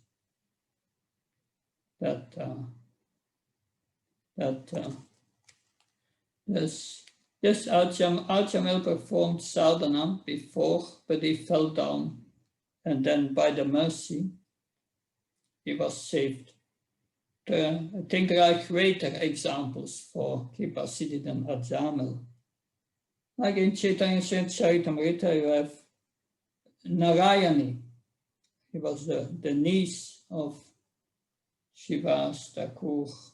That she was dancing in ecstasy by the blessings of Lord Chaitanya. And Kavi Karnapuri, he sucked the toe of Lord Chaitanya at the age of 5. Then he became a great devotee. Of course, we have also examples. Gajendra, he got the mercy. Sukadev Goswami, he took birth as a liberated person. You must have some mercy for that. Who takes birth as a liberated person? We all take birth in ignorance, but he took birth as a liberated person because Krishna gave him the blessing. Also, all people in South India doing Lord Chaitanya, sure. The Jagna Patnis, the wives of the Brahmins, that they were wives of ordinary Brahmins. In some sense, we need all to become Kepa Siddhas because our sadhana falls short. So we rely on mercy as well. Become Kepa Siddhi. How do we get the mercy how to get this mercy? By sadhana. We need to smear our body with the dust of the lotus feet of a pure devotee. Or we can be next to a pure devotee. Chaitanya Charitamrita, it said, Mukha kavitvakara yan sabara smarane pankugiri lange anda deke taragane. I can't pronounce some Bengali, but I try my best. That is from Chaitanya Charitamrita, Adya Lila 8.5. By remembering the lotus feet of the Panchatattva, a dumb man can become a poet, and a layman can cross mountains, and a blind man can see the stars in the sky. Srila Prabhupada says there are 3 ways to perfection. There is sadhana siddhi, nitya siddhi, kepa siddhi. 3 ways. Kaviraj Goswami stresses here, he stresses Kepa Siddhi. This mercy does not depend on the qualifications of a devotee. We try our best, but we need mercy. So Prabhupada explains what it means, Kepa Siddhi. He said that you work hard to get 1 lakh of rupees, that is sadhana siddhi. You are working hard. But if someone is gracious, kripa siddhi means if someone comes and gives you, here, take it, 1 lakh of rupees. You don't have to work hard, just you get it. So someone gives you the mercy, you just take it. So if you earn it by your hard labor, that's sadhana. Srila Prabhupada said that those who are kripa siddhi, they are more fortunate. He said that in a room conversation in Bombay, 1977. But Shiva Goswami is talking more about philosophy here. How can one person, be both Brahman and Bhagavan? This verse answers. By your special portion of unmixed bliss, Ananda Matram, you are known as Brahman, and by your very special portion of being the cause of the universe, Vishataheti, you are Bhagavan. How is it that I'm relative? Now you are not relative. The universe is depending on you. What appears to the ordinary eyes as creation, maintenance, and destruction of the universe, it occurs only in your lila. So this whole creation, maintenance, and destruction is just Krishna's lila. What is our part to play in Krishna's lila? In the material world. So, if we act as Krishna das, Anudas, Anudas, then we are acting in our role. So take part in Krishna's lila. And if we don't serve Krishna, then we play only a shadow part. If we are in tamas, then we cannot join. We join the destruction part of the lila. The rajas, the creation and goodness, we can help to maintain it. And if we are transcendental, then we can get out and help others to get out. It's your choice. Now we have a comment of Srila Swami.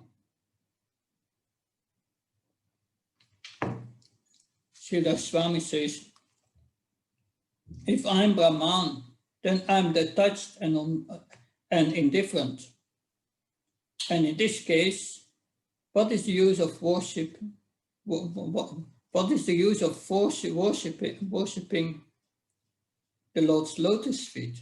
This verse answers, though you are Brahman and you are not overly indifferent, on the contrary, you are the cause arising and maintenance of the material universe. The cause of arising and maintenance of the material universe. You are the Lord of the living entities who are depending on you and the bestower of their different results. Then the Lord says to him, then I'm a king or master depending on his servants, and for this reason bestow the results on them. The reply is, no, you are independent or anapiksha. Then what is the point of being the Lord? So those who are dependent on you to receive some results, they perceive you as dependent upon. To show the Lord's independence, Lord Shiva explains how the Lord is Brahman, full of nectar, the form of happiness, to show that the Lord is untouched by sensory happiness. Lord Shiva says avikaram, that ananda matram, unmixed exclusive bliss, and vishokam, free from grief, and vihunam, free from the modes, and also anyat, and it's other than you, there is nothing. Then because of Brahman, non-difference, you are neutral. And then again, to refute that by pervading everything, the Lord is touched by different transformations, Lord Shiva says anyat, we are different. The cause of all, you are different from everything being. Having this form of all-encompassing spirit and eternal happiness, there is no dependency on any other living entity. Thus, you are being the controller. Ishvara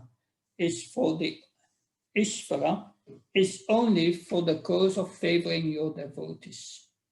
So the Lord is the controller. So what is the motivation of being the Lord and being the controller? Just to favor his devotees, Sridhar Swami says. This favors those in the mode of goodness.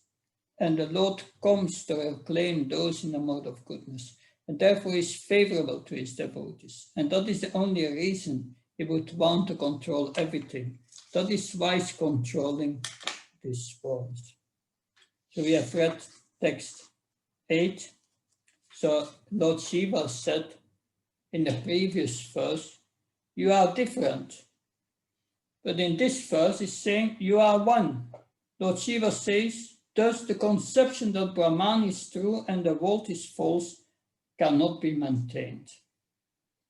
Why that conception of Jagan Mithya is not true according to this verse? That's what Mayavadi says, Jagan Mithya, the world is false. But that's not true. Why can't we say Brahman is true and this world is false? Because Krishna is Satyam, truth. Everything that emanates from him must be Satyam, must be true. It's like the example of the gold in the gold mine that Srila Prabhupada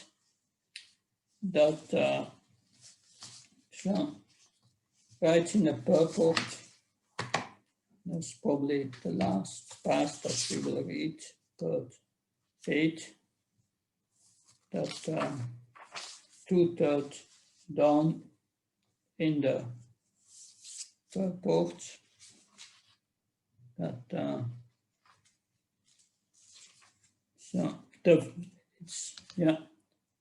the Vaisheshika philosophers, however, because of their Mayavad conception, create differences. That they say Brahma, Satyam, Jagan, Mithya. That the absolute is real and the cosmic manifestation is false. But why should the Jagat be considered Mithya? The Jagat is an emanation from Brahman. Therefore, the Jagat is also truth. Srila Prabhupada. Right, so Srila Prabhupada says that we are actually the real monists. They see a difference between the world and the Lord. So this is not oneness.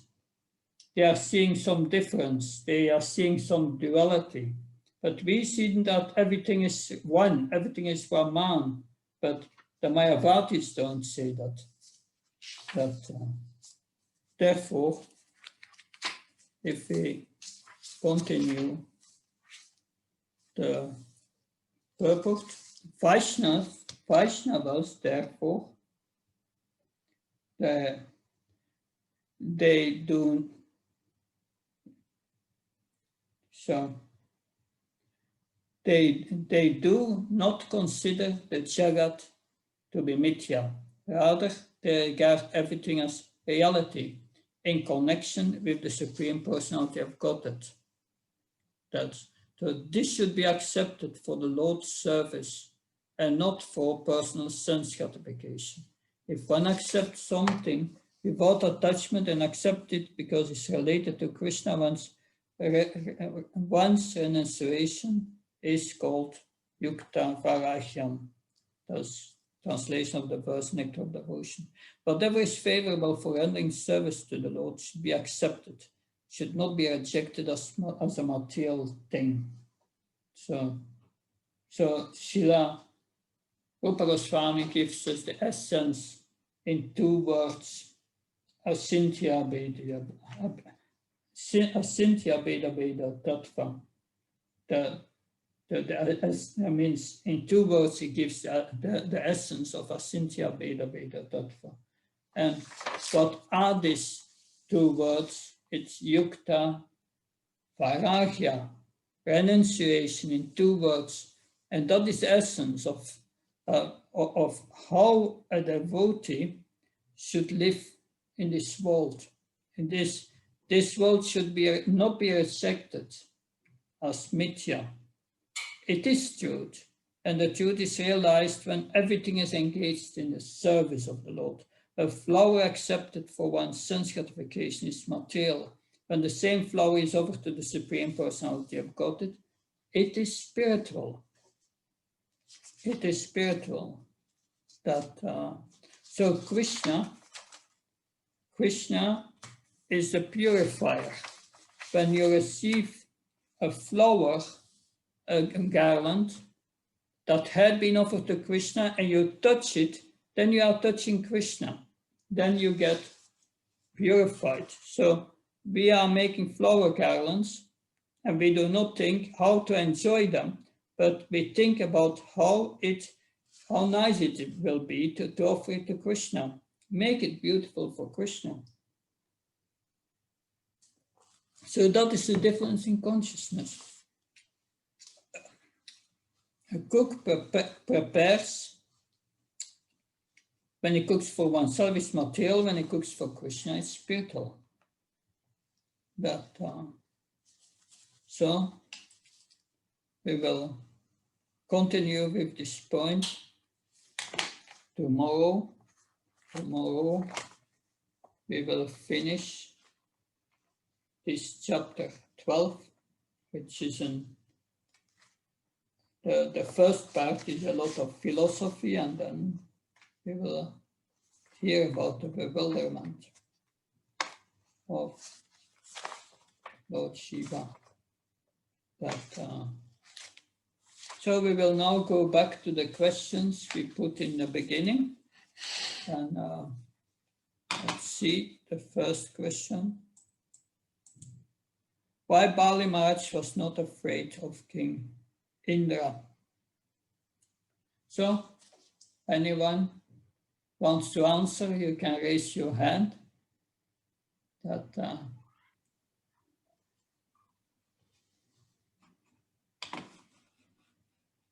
So.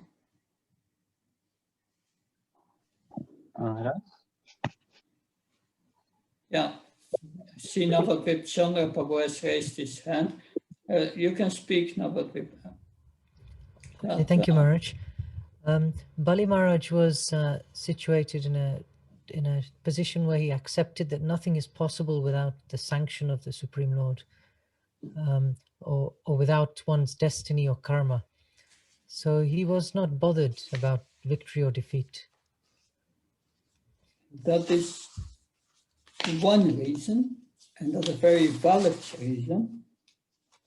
But there is another reason why he was fearless.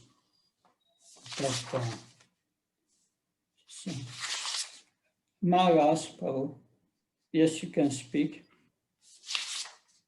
Hare Krishna Maharaj, thank you.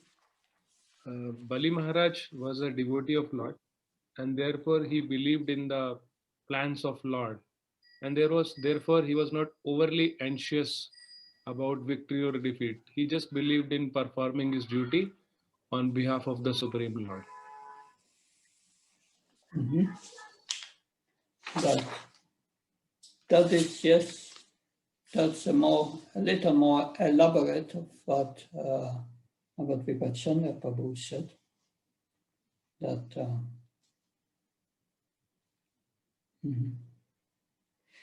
I read from the purport.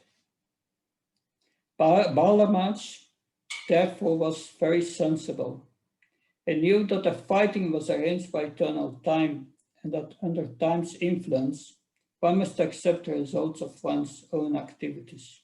Therefore, even though Indra threatened that he would now kill Bali Maharaj by releasing his thunderbolt, Bali Maharaj was not afraid of all. And then the point comes, that is the spirit of a Kshatriya. Yudhishthira apalayanam. It's the spirit of a Kshatriya. A Kshatriya is never afraid. It's a characteristic of a real Kshatriya. And the Gurujan Prabhu, he wrote on this, yes. Kshatriyas have a different kind of knowledge, but their knowledge is realized. They don't have so much Shastric knowledge. They realized practically that they are not the body, and therefore they are fearless. So that's going a little deeper. That, yes, he's speaking these words to Indra, being equal in defeat. They are jubilant when you win.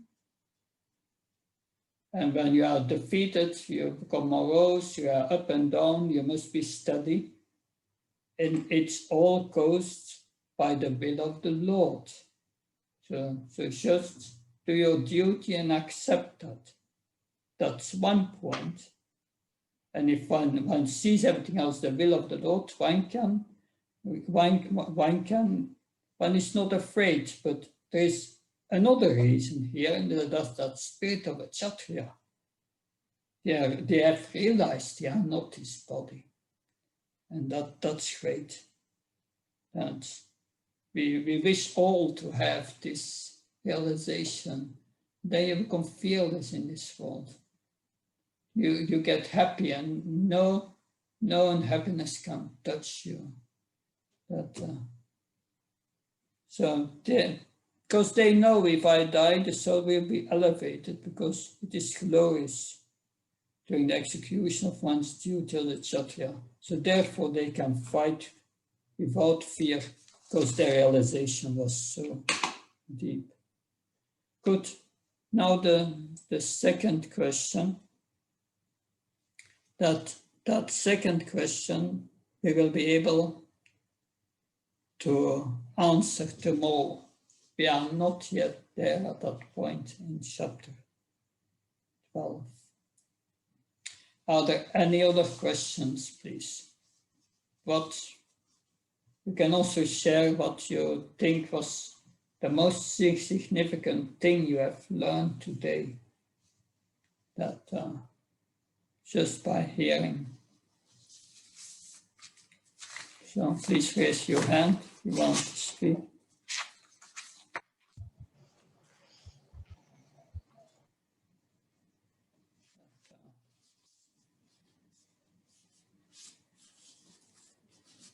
So I hope you learned something. Yes, Anand Kaur Sundar Prabhu, I see you raising your hand. You can speak.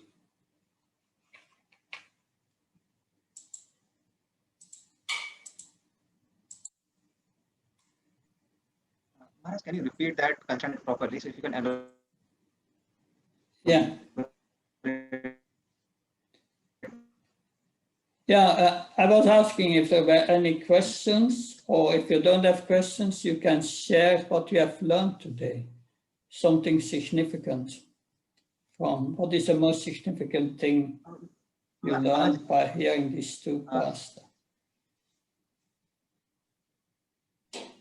Maharaj, during the class, you were explaining about the ingredient cause and the efficient cause, etc. About how Mahavishnu, he collects the things. So can you repeat that concept? I couldn't understand it properly. Okay. We go back to that point. Like when the creation is described, that Mahavishnu is glancing over the three modes of nature, unmanifested, which have been put in Brahman by his glance. By his glance is injecting time, is injecting living entities. So he's creating by his glance that, and by his glance is the root cause. That's the root cause.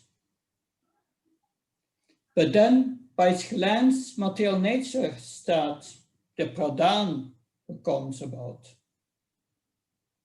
And these are the ingredients of material nature. And these ingredients later is the cause of the material creation. Because in this pradhan, when the living entities are injected by their desire, it starts to move. The equality of the three modes, we heard it in the 3rd chapter, 4th chapter. The equality of the three modes is broken. And then we heard that from interaction of false ego with the mode of goodness, the mind is created, and with an interaction with the false ego and passion, intelligence is created, and by interaction of intelligence with tamas, ignorance, earth, air, ether, water, and so on are created.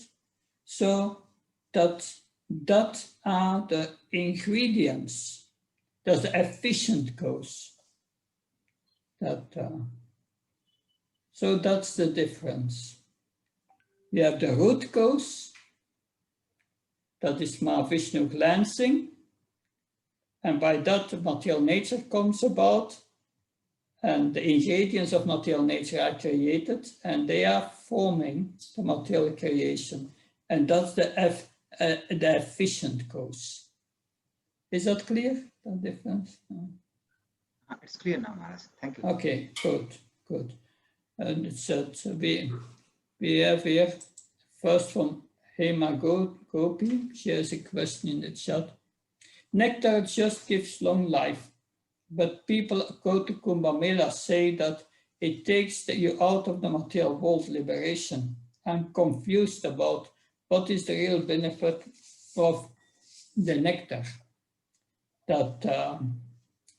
Yes, it's the nectar gives so-called eternal life. But we know still the demigods, after taking this nectar, they will not be eternal. They will have to go out a certain time, but it's like eternal.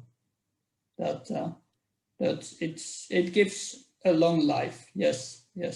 And those who are going to the Kumbh Mela, they by get the benefit of this nectar, they get liberation. That is interesting. But what is real liberation? Because you get liberation, but if you don't know Krishna, your liberation is not real. Yen yere vindakshi vimukta maninas tvartabas bhavav alvisuddha buddhaya. Those who are impersonalist and have no connection with Krishna, they think themselves liberated, but they don't attain real liberation. It's explained, and we will hear that later. To get liberation, there must be a tinge of bhakti involved. Or you don't get it. Because to get liberation,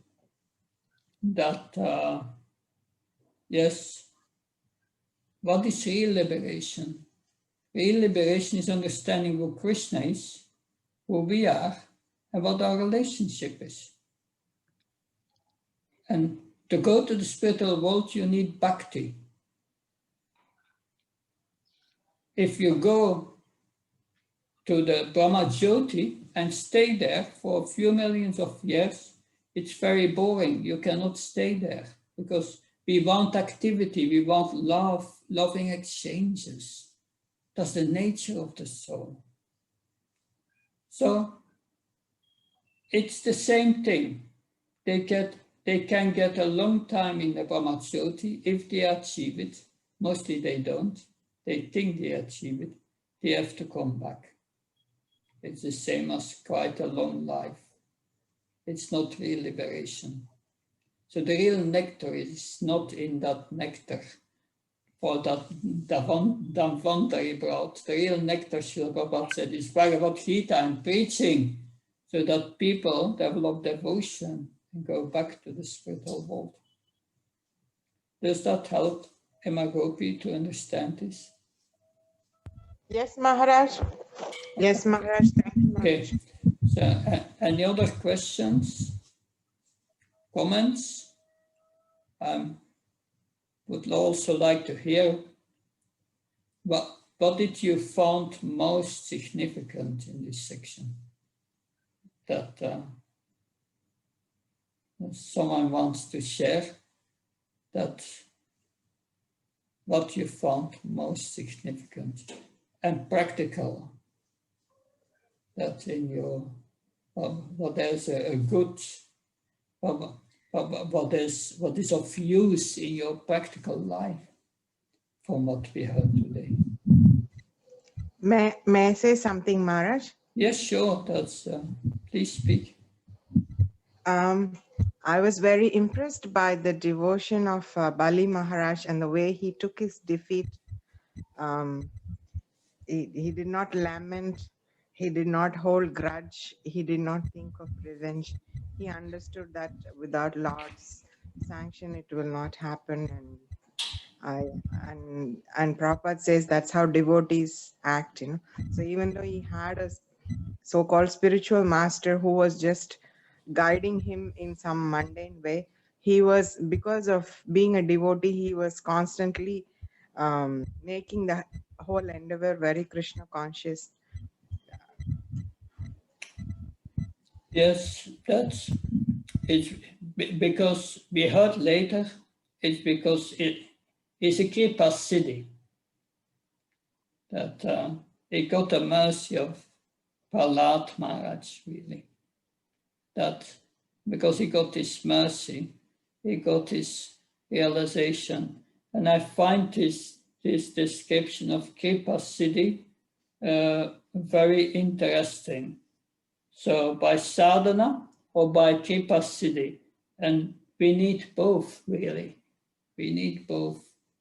Sadhana, Srila Prabhupada said, is hard labor. But we need also mercy, and always think of that. And therefore it's important how to get this mercy. Stay close by the pure devotees who are very advanced and get their mercy, that have faith in their instructions, and we get mercy. That so it's always praying for mercy, and waiting for his mercy. This word tatenum campam susamekshamo, we will hear it a few more times hereafter. It's such an important principle, waiting for the mercy of the Lord, that we can try to attract the mercy of the Lord. That we will hear many other interesting spiritual techniques. But I think that's a very essential point, that conversation between Bali Maharaj and Lord Indra. It's many times like that. Bali Maharaj is a demon, but he's a pure devotee. He's more advanced than Indra. So the devotee takes a part of the demon. So you cannot see from the outside. Vikrasur, the same thing. So, and that's what Bhurijan Prabhu also makes. Yes, that's the internal and the external. The internal is our attachment to Krishna. The external is our detachment and fearlessness and so on. That we can see.